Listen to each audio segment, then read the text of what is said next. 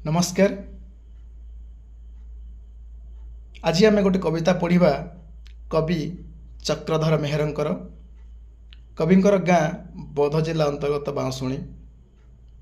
कवि वृत्ति जड़े शिक्षक किंतु से जड़े निच्छक साहित्य प्राण संस्कृति प्राण मनीषटीए। जीवन अधिकांश समय से साहित्य साधना संस्कृति एवं कला पर उत्सर्ग करती। कविंकर प्रथम कविता संकलन यही मन भई। एथिरे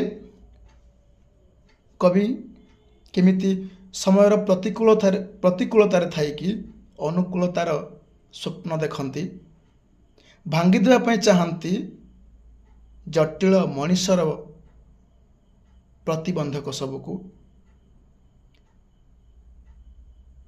आज जो कविता पढ़ा कवितार शीर्षक तोराणी और कॉकटेल।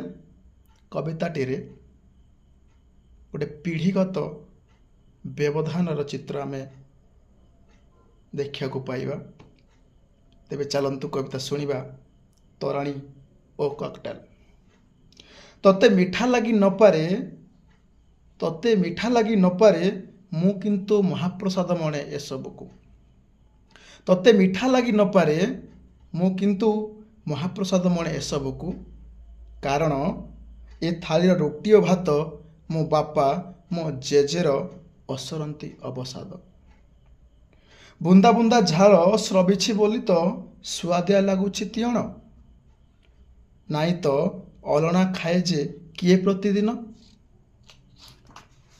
ए भजा तो बो भाजी ना, ए भजा तो बो भाजी ना तावारे, जेमिति भाजी होउथिला मो बापार पिठी खेतर तातीरे।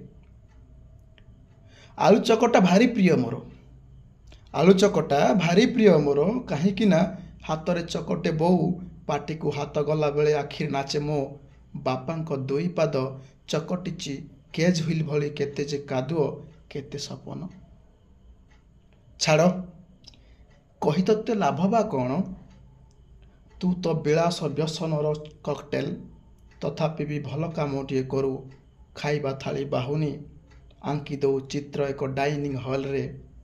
खाई खाई मु देखे मो बो बाबा को झरकार पाखे तरक्की देखी आमर हसुथांती हस और शांतिर। कवितारे